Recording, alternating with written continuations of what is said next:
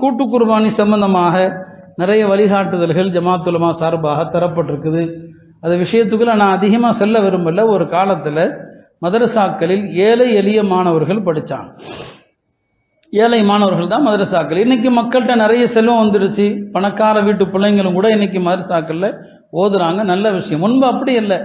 எல்லா மதரசாவிலும் ஏழை மாணவர்கள் தான் படிப்பாங்க.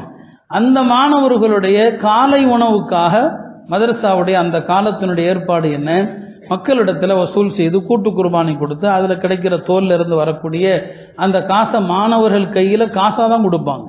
பல மதரசாக்கள் அந்த காலத்தில் காலை நாஸ்தா மட்டும் செய்ய மாட்டாங்க.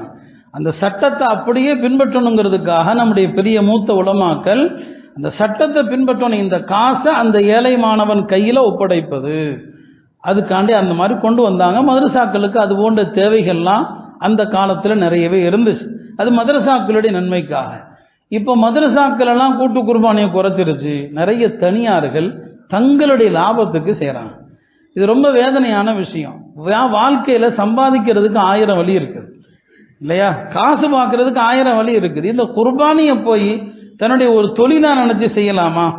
அதுல நிறைய சட்ட பிரச்சனைகள்லாம் இருக்குதான் செய்யுது. இப்போ அதை எனக்கு விளக்குவதற்கு அவகாசம் இல்லை. எனவே கூட்டு குர்பானி செய்பவர்கள் அல்லாஹ்வை பயந்து மார்க்க சட்டங்களை பேணி மக்களுக்காக நீங்கள் வாதா கொடுத்து வாக்குறுதி கொடுத்து நீங்கள் அறுக்கக்கூடிய மாடு அதனுடைய சட்டங்கள் மார்க்கத்திற்கு உட்பட்டவையா என்கிற விஷயத்துல அல்லாஹ்வை அஞ்சு கொள்ளுங்கள். இல்லைன்னா இது பெரிய அமானிதம். இதுல ஒரு மாட்டினுடைய குர்பானி செல்லாமல் போய்விட்டா கூட அதுல பங்கு சேர்ந்த அத்தனை பேருடைய பாவங்களும் உங்க கழுத்துல தான். நாளைக்கு நீங்க தான் அதை சுமக்கணும். எனவே இந்த விஷயத்துல அல்லாஹ்வை அஞ்சுவதை தவிர வேற எந்த விதமான அறிவுரையும் சொல்வதற்கு நம்மள்கிட்ட ஒன்றும் இல்லை.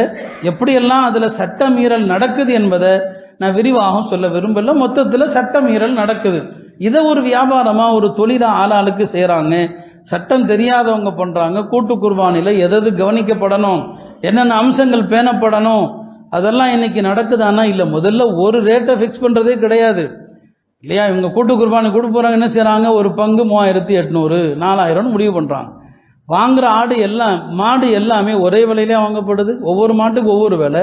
இவ்வளவுதான் எந்த ரேட்டை ஃபிக்ஸ் பண்றதே முதல்ல சட்டப்படி பார்த்தா கூடாது. அதனால குறைஞ்சபட்சம் உலமாக்கள் இடத்துல கேட்டு சரியான முறையில் நிறைவேற்ற பாருங்க.